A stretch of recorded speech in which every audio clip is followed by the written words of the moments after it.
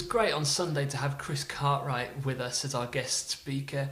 Chris is our general superintendent of all of the Elim churches, so it was a great honour to have him come and visit us. It was also a bit of a homecoming for him, having studied in Birmingham and attended our church back when he was studying in Birmingham, and his father having been part of the church many, many years ago. And Chris brought us really a word in season about purpose and identity, and he spoke to us from Acts chapter 26, where Paul is making his defence before King Agrippa, and as part of his defence, Paul tells the story of the moment when he was on the road to Damascus and Jesus appeared to him in a blinding white light, and we read that Paul and all of his companions were just struck flat on the floor by the glory of God, and he heard this voice from that light that says, "Saul, Saul, why are you persecuting me? It's useless for you to fight against my will." And Paul asked, "Well, who are you, Lord?"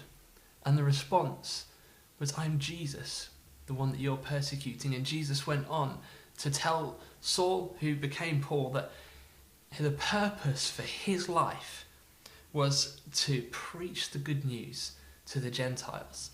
He said, "I'm sending you to the Gentiles to open their eyes so that they may turn from darkness to light and from the power of Satan to God."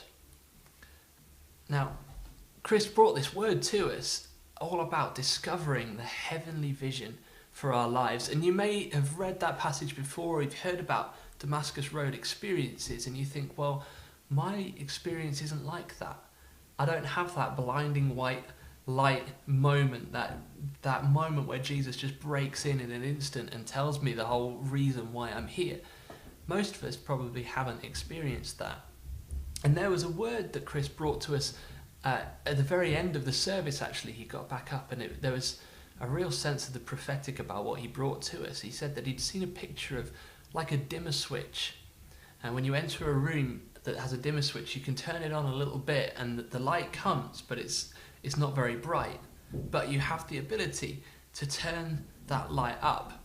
And he said he just sensed that was something that God's doing in the life of our church, that he's gradually increasing the clarity of our identity and our purpose, so that this place becomes a place where people discover their gifting and their purpose. And he said some people may stay here for years and years to come. Others may just be with us for a season, and then they go into the ends of the earth. But when they do go, they go with a greater sense of clarity of who it is that they've been called to be and what they've been called to do by God. And there's this key verse, which is verse 19 in Acts chapter 26, where Paul says, "And so, King Agrippa, I obeyed that vision from heaven." So I wonder, have you had that sense of God's purpose for your life? Maybe you haven't had that yet. Maybe you need to spend some time just seeking him and asking, "Lord, what is it that you want to use me for? How can I be useful to you for your kingdom?" But maybe you have had that. Are you, like Paul, obedient to that heavenly vision for your life? Can I encourage you, seek God for that purpose that he has for you. We're all called to make disciples, but we're all different as well. We have different gifts and talents that God has given to us and will release us into. So what is that for you?